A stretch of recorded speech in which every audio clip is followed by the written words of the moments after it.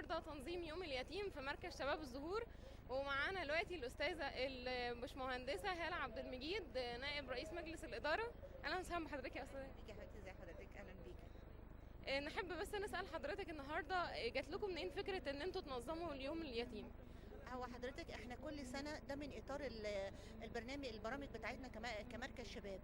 فالعمل الاجتماعي ده من ضمن اطارات الشغل بتاعتنا، فاحنا كل سنه بنعمل احتفال بالمناسبات القوميه كلها وبالمناسبات الوطنيه، اي مناسبه بنحتفل بيها. فاحتفالنا بيوم اليتيم بنعمله بس كان بيتعمل في اطار معهد، يعني ايه، كنا بنعمل في حدود 200 طفل 300 طفل. السنه دي فكرنا ان احنا نعمل على توسع اكبر شويه، فانا عندي النهارده بحتفل ب 800 طفل المشرفيني النهارده باذن الله. يعني بجد حضرتك نموذج، يعني احنا يشرفنا بجد ان يكون معانا النهارده يا باشمهندسه هاله. حضرتك بتقولي ان انتوا بتعملوه كل سنه. احنا كل سنه متعودين ان احنا بنستضيف الولاد، بنعمل لهم يوم ترفيهي، بنجيب لهم حاجه تساعدهم، اما بنعمل لهم عرض مثلا اي مسرحيه، اوبريت، اي حاجه منها توعيه ومنها انهم يبقوا مستمتعين بيها، يعني بتقدم لهم المعلومه في اطار هم يقدروا يفهموه ويستوعبوه. فاحنا النهارده عاملين فعاليه اليوم كله، بادئين باحتفاليات، بعض الفرق هتقدم عروضها، ومقدمين اوبريت اسمه عايزين نعرف. الاوبريت ده فيه كم كبير من التوعيه للولاد، واتمنى انهم يستمتعوا بيه ان شاء الله. وفي مجموعه من الفنانين مشاركينا النهارده، هم على وصول ان شاء الله. معانا الايمان البحر درويش، ومعانا مجموعه محمود الحفناوي واحمد جوهر، ومجموعه كبيره ان شاء الله موجودين. برضه هم هيتواصلوا مع الولاد ويشاركوا معاهم ويقضوا يوم حلو ان شاء الله معاهم، يتغدوا معاهم وكده يعني ان شاء الله. والله يا باشمهندسه، طب احنا عايزين نعرف من حضرتك بس انتوا ازاي عرفتوا تنظموا اليوم ده؟ لان انا شايفه ان في عدد كبير قوي فعلا من الناس موجوده النهارده. ف احنا عايزين بس نعرف حضرتك ازاي عرفتوا تنظموا اليوم ده بالشكل ده عشان يطلع بنفس المنظر الجميل اللي احنا شايفينه قدامنا ده.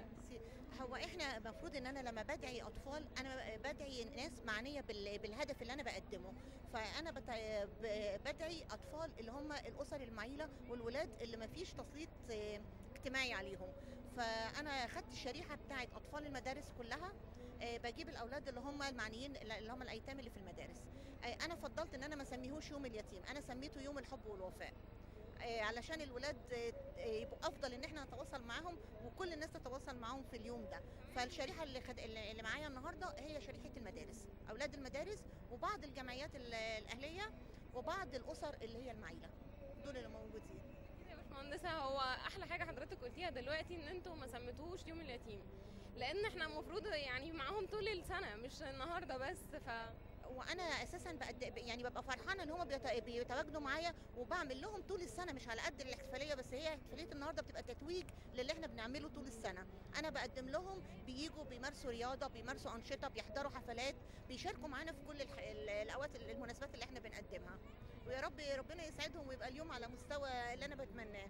ان شاء الله يطلع بجد هو نموذج مشرف النهارده، وبنشكر حضرتك قوي يا باشمهندسه هاله، وبجد بنشكر حضرتك على اليوم الجميل اللي انتوا عاملينه ده. قوي، يا رب يبقى ناجح ان شاء الله، ويسعد الولاد ويسعد كل اللي موجودين باذن الله. متشكره قوي. كنا معاكم مع الاستاذه هاله نائب رئيس مجلس الاداره، ولسه مكملين معاكم باقي حلقاتنا النهارده، فاستنوا.